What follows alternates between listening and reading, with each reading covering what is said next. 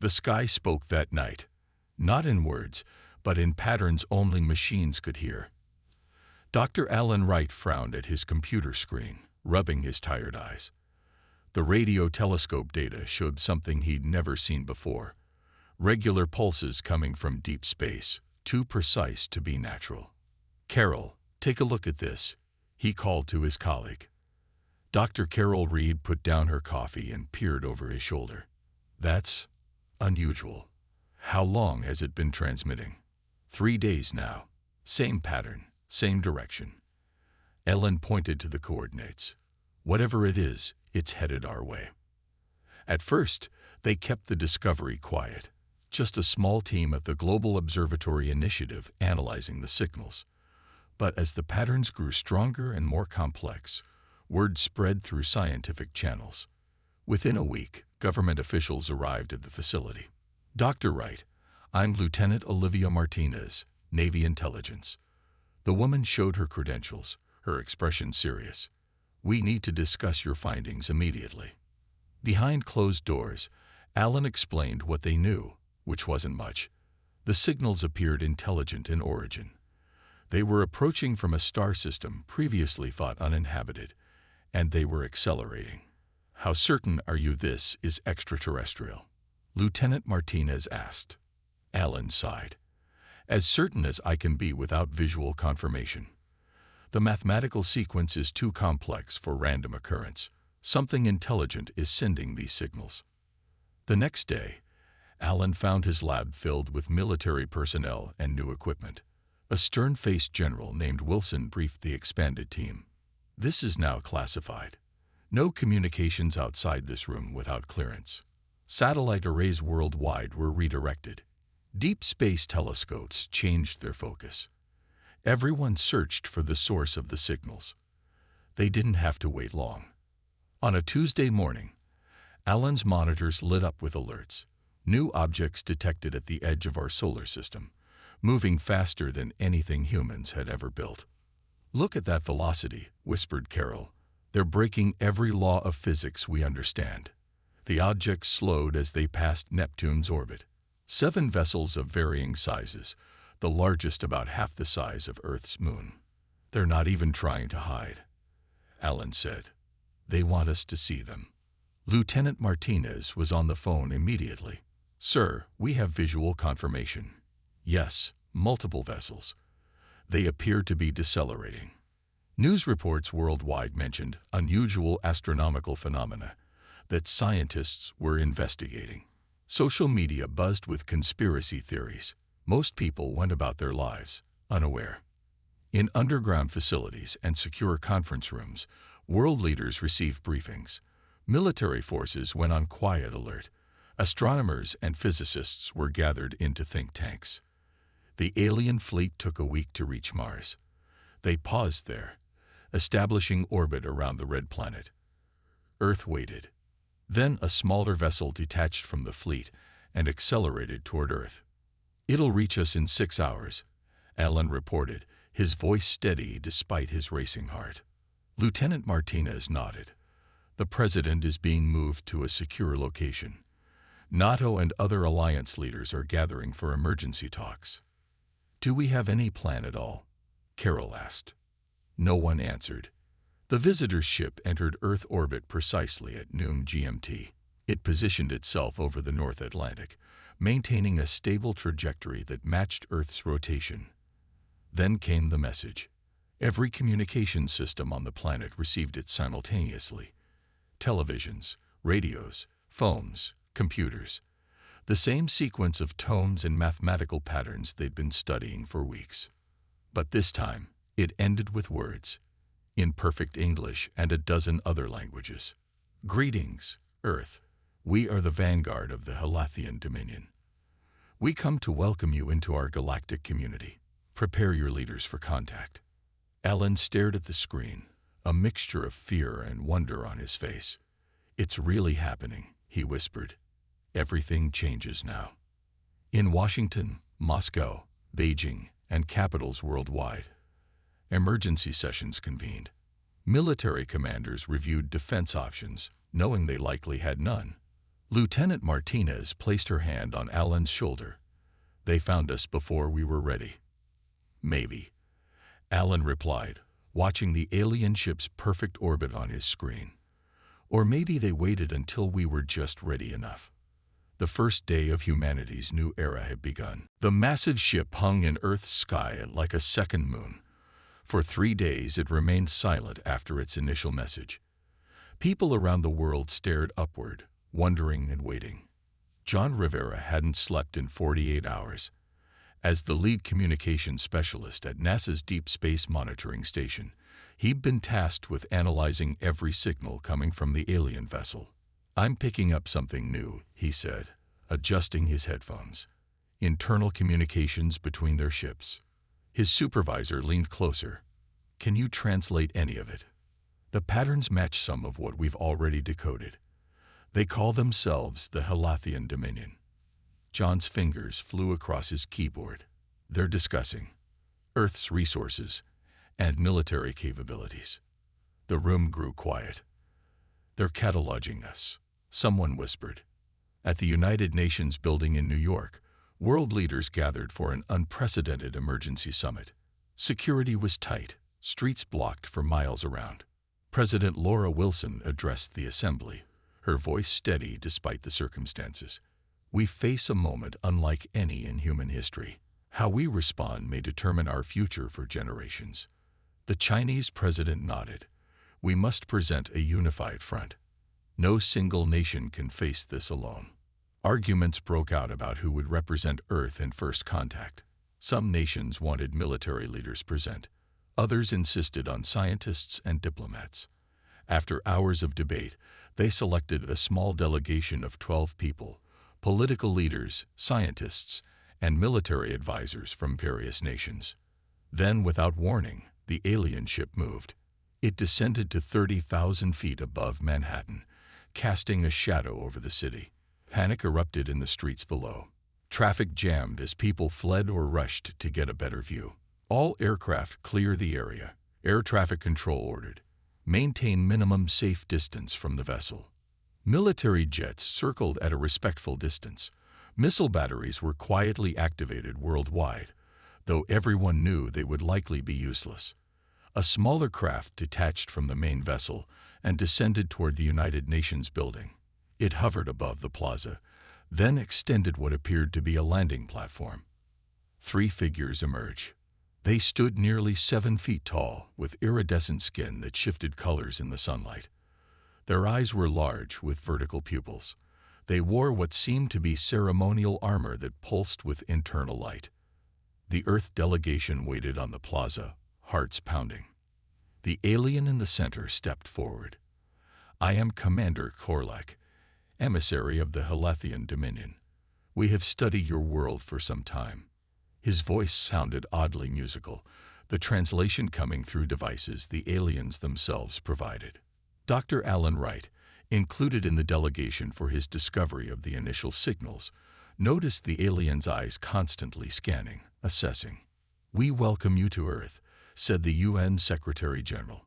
"We hope for peaceful exchange between our peoples." Commander Korlak made a gesture that might have been a bow. "The Dominion extends across 2,000 star systems.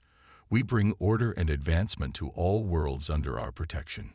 President Wilson stepped forward. "We're eager to learn about your civilization and share knowledge."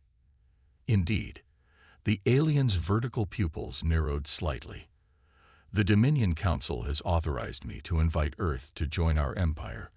We will require a complete assessment of your resources and capabilities." The Secretary General maintained his diplomatic smile. "Perhaps we could discuss cultural exchange first, before considering any formal arrangements." "As you wish." Zorlak gestured to his companions. "We will establish an embassy on your world. Our teams will require access to your industries, military installations, and natural resources for proper evaluation." Murmurs spread through the Earth delegation. "For what purpose?" asked the Russian president. "To determine Earth's proper place in our hierarchy, of course," Zorlak replied, as if stating something obvious. "All worlds serve the Dominion according to their abilities. The sky darkened as more Halathian ships entered Earth's atmosphere, positioning themselves above major cities worldwide.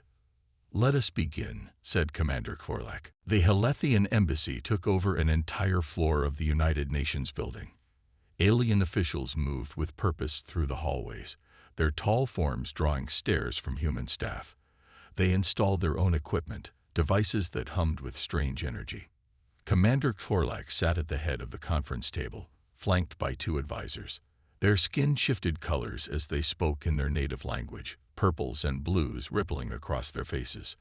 Across from them sat Earth's negotiation team, President Wilson, the UN Secretary-General, and representatives from the Security Council nations listened as Korlak outlined the Dominion's expectations.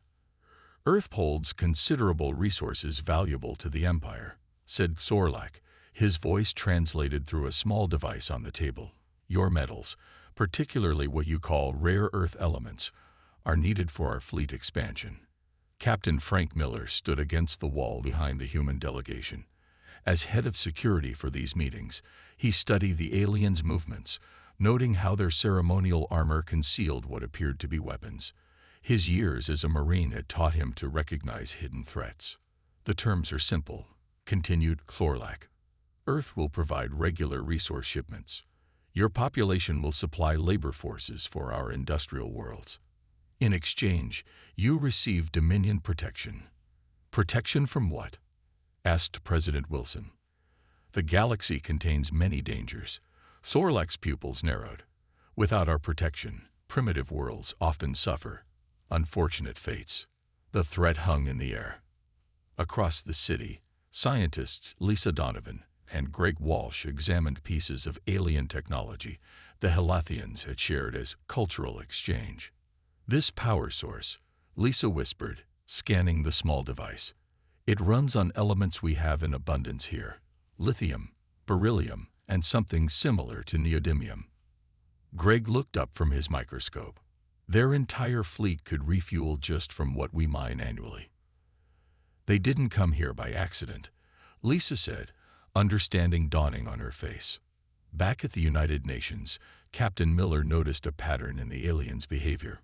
Whenever Earth representatives mentioned military capabilities, the aliens showed particular interest, asking detailed questions about locations of bases, weapons systems, and response protocols. "What would happen if Earth declined to join the Dominion?" asked the Chinese representative. Korlak's skin flashed a brief red before settling back to blue. "No world has declined in 800 years. Those who resisted before that no longer exist as sovereign planets." Captain Miller caught President Wilson's eye and gave a subtle head shake. The president understood. These weren't negotiations. They were demands. "We will need time to consider these terms," said the Secretary General. "Of course," replied Korlak. "The Dominion is generous. You have 30 days to prepare your answer and initial resource shipments." As the meeting adjourned, Miller slipped away to a secure communication room.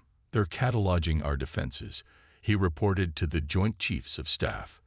"This isn't an alliance they're offering. It's a surrender document." That evening, while Halathian officials attended a diplomatic reception, Lisa and Greg sneaked into their temporary laboratory with security clearance from Captain Miller. "Look at these," said Greg, pointing to star charts on alien screens. "They've marked over 50 Earth mining operations." Lisa examined another display. "These are military bases. They've identified every significant installation worldwide." "They're planning something," Greg muttered, quickly copying data to a secure drive. Outside, Commander Korlak stood on a balcony overlooking New York City, speaking with his second-in-command. "These humans are more organized than we expected," said the second-in-command. "But still primitive," replied Korlak.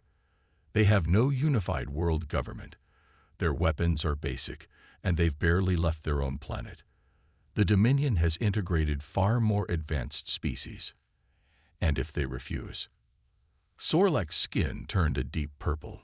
"Then we make an example of one continent. The others will quickly submit." Unknown to them, A small listening device planted by Captain Miller captured every word. The countdown had begun. 30 days to prepare for either submission or resistance against a power that spanned thousands of worlds. Earth's leaders met in an underground bunker beneath the Rocky Mountains. Maps and screens covered the walls, showing the positions of alien ships hovering over major cities worldwide. "We have 26 days left," said Admiral Richard Cole, pointing to the countdown timer. "Intelligence suggests the Helathians have invaded at least 40 other worlds using the same approach." President Wilson nodded grimly. "Captain Miller's recording confirms they plan to attack if we refuse their terms." "Can we fight them?" asked the Russian president. Admiral Cole shook his head. "Not directly. Their technology outmatches our most advanced weapons, but we might have an edge they don't expect." He motioned to Engineer Samantha Powell, who stepped forward with a small device in her hand. "This is a piece of their communication technology," she explained. "I've discovered something interesting. Their systems operate on quantum principles, but they have a vulnerability to certain electromagnetic frequencies." The room grew quiet as she continued. "If we can disrupt their communications, we might be able to blind them temporarily." Meanwhile, at the Helathian embassy, Kevin Harris played his role perfectly. As a cultural liaison, the intelligence officer had been sharing Earth music, art, and literature with the aliens. They found him amusing and harmless. "Your civilization produces interesting entertainment despite its technological limitations," said a Helathian officer named Drevak. Kevin smiled. "We're honored you find value in our culture. Would you be willing to show me more of your ship? I'd love to learn about Helathian architecture."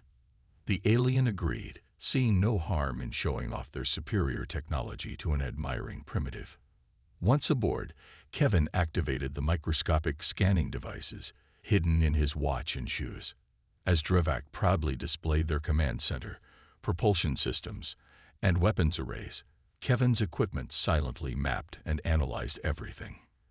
"Your vessel is truly magnificent," Kevin said sincerely. "How many worlds have you visited?"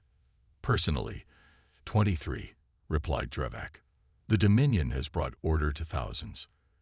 And they all joined willingly.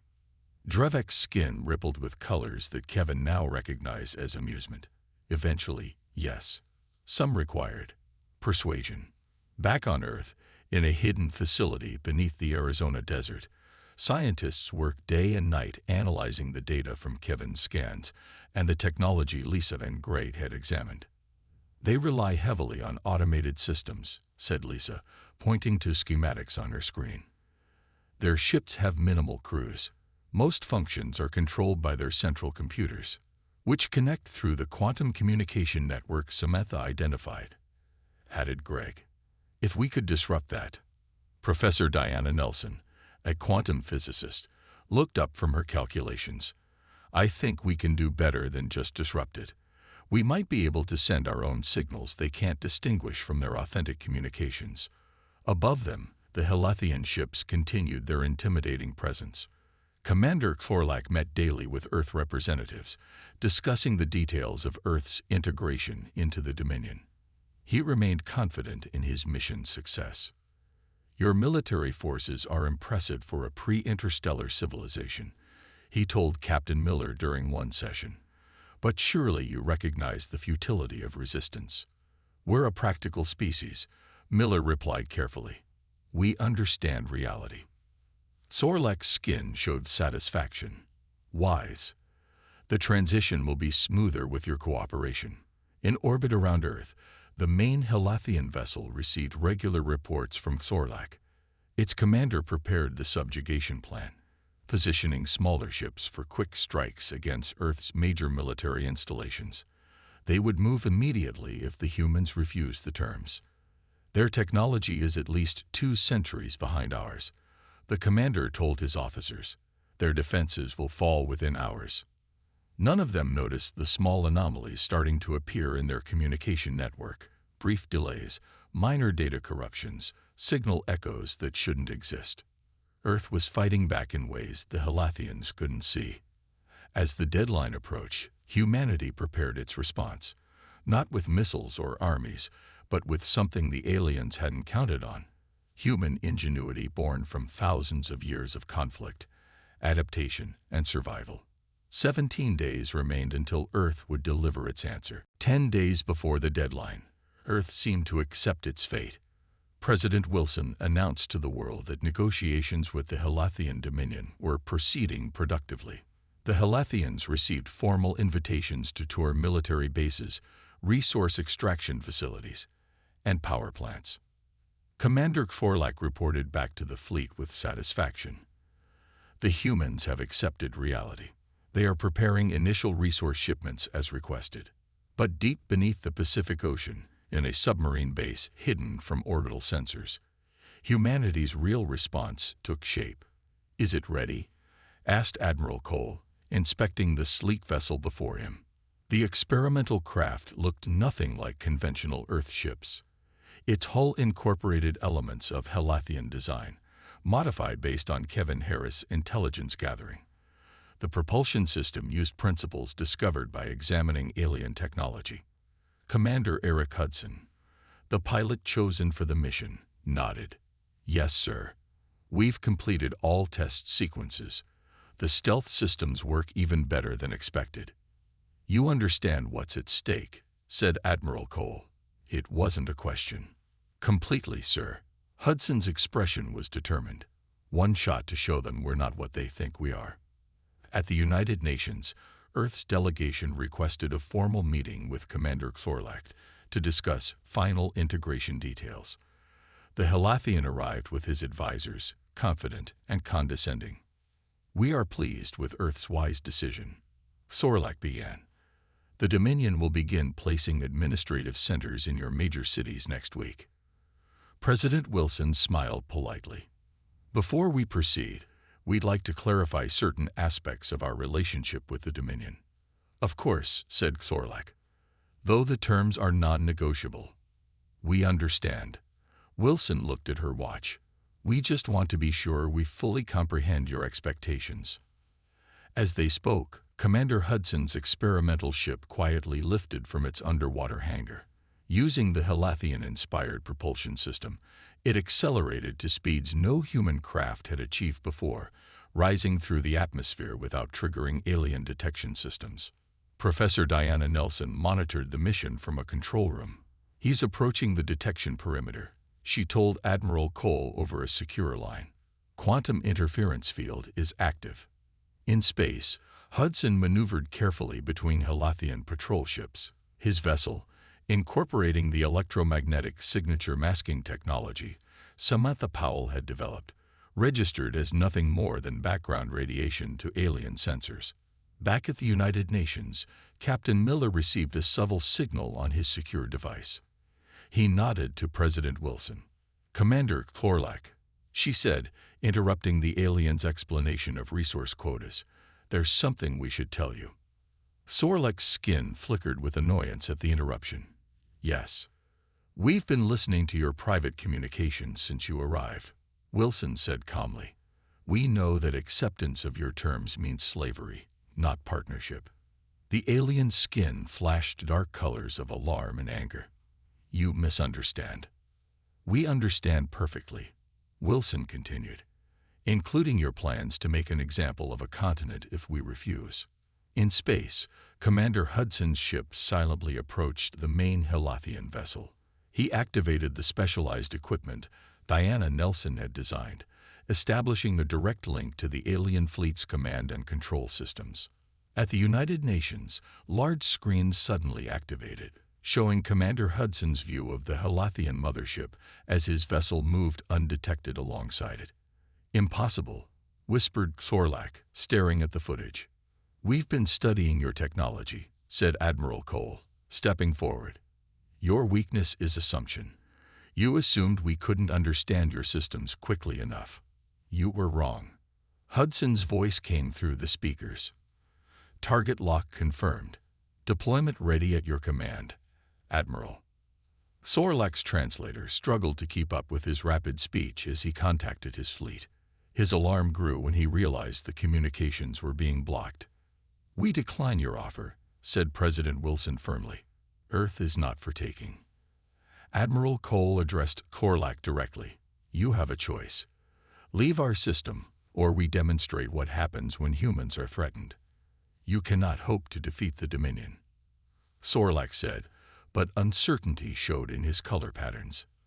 We don't need to defeat your entire empire today, replied Admiral Cole. We just need to show you that subjugating Earth will cost more than it's worth. On the screen, Commander Hudson awaited his orders, his finger hovering over the deployment control. Earth had delivered its response, not with submission, but with humanity's first and only warning. Commander Sorlak's skin turned ashen gray, a color humans would later learn indicated extreme alarm among Helathians. He stared at the screens showing Hudson's vessel positioned alongside their mothership. This is a bluff, he finally said, his voice wavering slightly. Your primitive technology cannot harm our ships. President Wilson looked to Admiral Cole, who nodded once. Commander Hudson, the Admiral said calmly, execute demonstration protocol. In space, Hudson acknowledged the order. Executing now, sir. His hands moved across the control panel of his experimental craft. The vessel's energy core, partially based on reverse-engineered Helathian technology, hummed to life.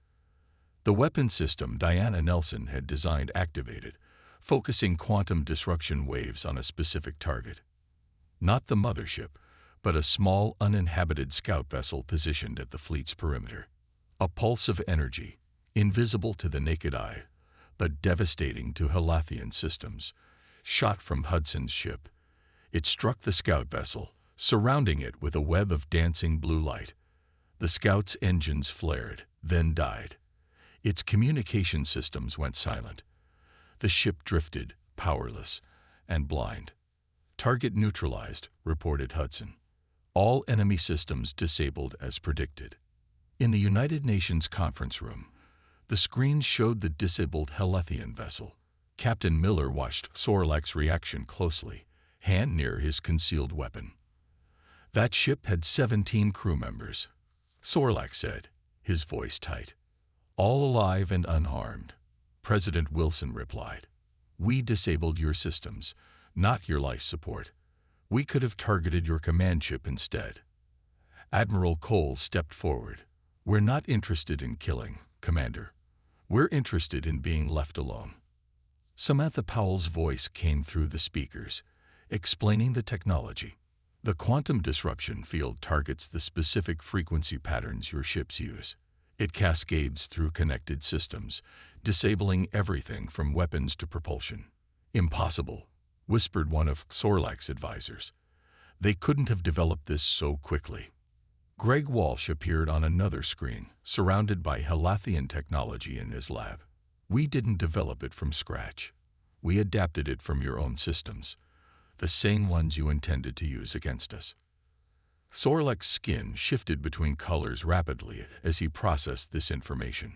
Through the viewing screens, they could see other Helathian ships moving to defensive positions, training weapons on Hudson's small vessel. I wouldn't, warned Admiral Cole. Commander Hudson's ship is just one prototype. We've deployed 12 others throughout your fleet. You can't detect them, but they can disable every ship you have simultaneously. This was a bluff. Hudson's ship was indeed the only one, but the Helathians had no way to know that. Hudson's voice came through again. I'm transmitting a message to all Helathian vessels on their secure channels. They can all see what happened to the scout ship. President Wilson leaned forward. Here is Earth's sole warning. Commander Sorlak, leave our system peacefully, or we will disable your entire fleet and strand you in space until you agree to leave. The Dominion does not retreat, Sorlak said, but with less conviction than before. Then think of it as a strategic reassessment, suggested Captain Miller. Your superiors would probably prefer a functional fleet returning with new information rather than a disabled one requiring rescue. For several tense minutes, Sorlak communicated with his fleet commanders. The humans waited, outwardly calm despite racing hearts. Finally, Sorlak looked up. We will withdraw to the edge of your system to consider your demonstration. But know this, the Dominion does not forget challenges. Neither does humanity, replied Admiral Cole. As the meeting ended, Thorlek paused at the door. How did you develop this technology so quickly? Our scans showed no evidence of such capabilities. Lisa Donovan answered from another screen. You measured us by our technology, not our adaptability. That was your mistake. The Halathian ships began moving away from Earth orbit, retreating to the system's edge as promised. Commander Hudson maintained position, ready to disable any vessel that moved aggressively.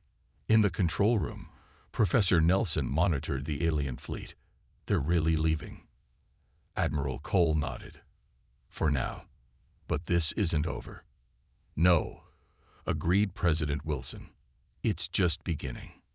Earth had won its first interstellar confrontation not through superior firepower, but through ingenuity, deception, and the one thing the Halathians hadn't counted on: humanity's remarkable ability to learn, adapt, and overcome overwhelming odds. 3 months passed since the Halathian fleet retreated to the edges of the solar system. Earth used that time wisely. Scientists worked around the clock, integrating what they had learned from alien technology. Military forces prepared for all possibilities. Commander Eric Hudson became an unsung hero, known only to those with the highest security clearance. His successful mission had bought humanity precious time. Incoming transmission from the Halathian fleet, announced John Rivera one morning. His communication station had been upgraded with new technology that allowed them to intercept and decode alien signals with ease. Admiral Cole and President Wilson gathered around the screen. A new face appeared. Not Commander Thorlek, but an older Halathian with skin that shimmered with deeper, more complex patterns. I am High Envoy Terax of the Halathian Dominion Central Council, the alien announced. I request dialogue with Earth's leadership.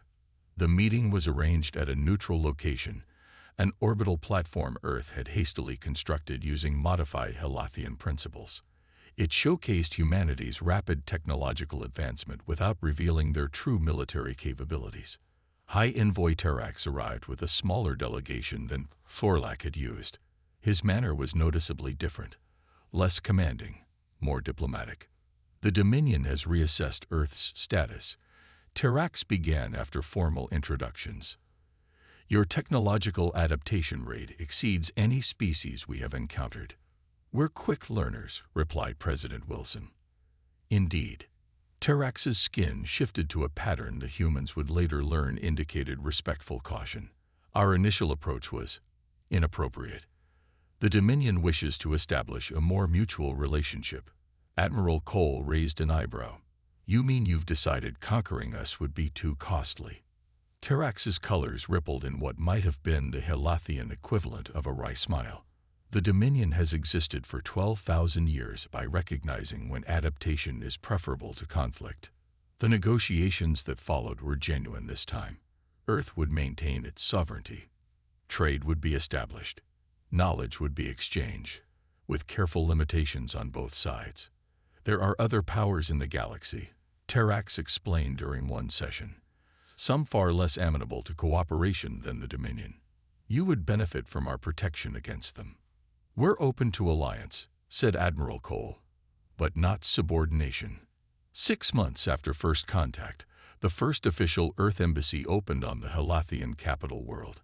Dr. Alan Wright, whose discovery of the original signals had started everything, led the diplomatic mission alongside Commander Hudson, whose bravery had earned him this historic role. As their shuttle approached the alien planet, Hudson gazed out at the sprawling alien civilization below. Hard to believe we were almost their newest conquest, he said quietly. Alan nodded. Instead, we're their newest trading partner, and possibly their first equal ally. On Earth, humanity began a new chapter. Knowledge of aliens became part of everyday life. Children looked to the stars with new understanding. Scientists incorporated Halathian concepts into new technologies.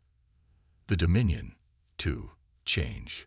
Reports from their other subject worlds indicated shifts in policy, greater autonomy granted where once strict control had been maintained.